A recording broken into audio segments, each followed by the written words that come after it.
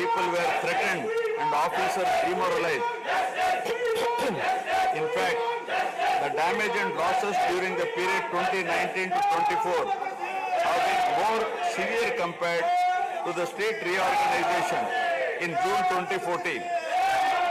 The government that assumed charge in 2019 started a destructive note with demolition of Praja Vedike that continued unabated till the end of the regime 2024.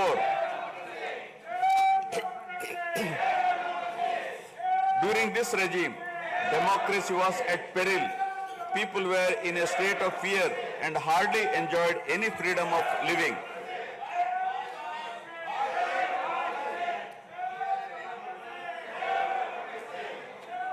The regime revenge politics had severely hampered the state's prospects for prosperity and growth. Even the Honorable High Court of Andhra Pradesh had sought to convene a judicial inquiry into whether there is a constitutional breakdown in the state.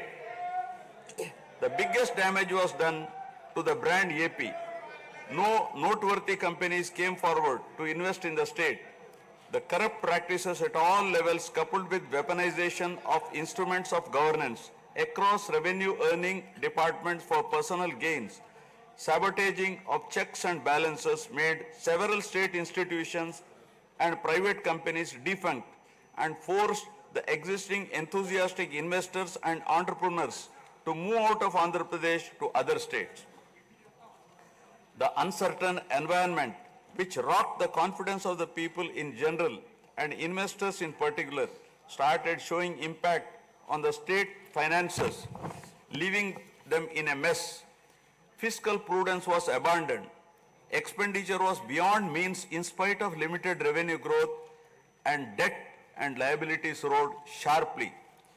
Financial management is manifested by diversion of funds, higher taxation despite high inflation, increase in power sector liabilities, neglect of capital expenditure which eventually resulted in slowing down of the economy. The enormous gap in resources was sought to be met repeatedly by borrowings through corporations and forcing them to spend on government expenditure, and in the process weakening the corporations.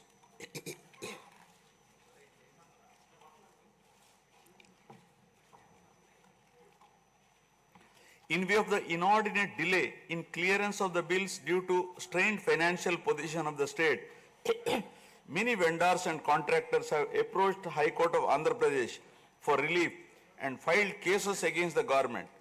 About 25,000 cases have been filed for bill payments, which is unprecedented. The sheer number of contempt cases with personal appearances and arrest warrants against officials in several cases resulted in systematic humiliation and victimization of bureaucracy. This led to complete demoralization of administrative machinery.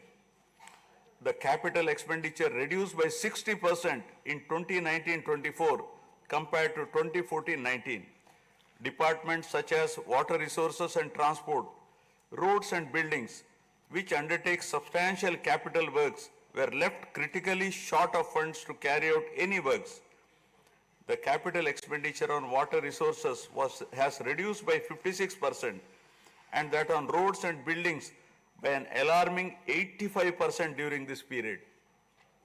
The compound annual growth rate of states-owned tax revenue slipped from 12.8% to 8.1% during this period.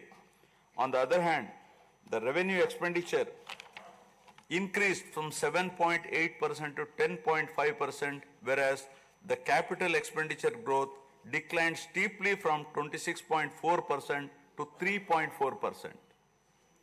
Lower share of capital expenditure to public debt occurred during the period 2019 to 24 is a clear indicator that the government met revenue expenditure also through borrowed funds.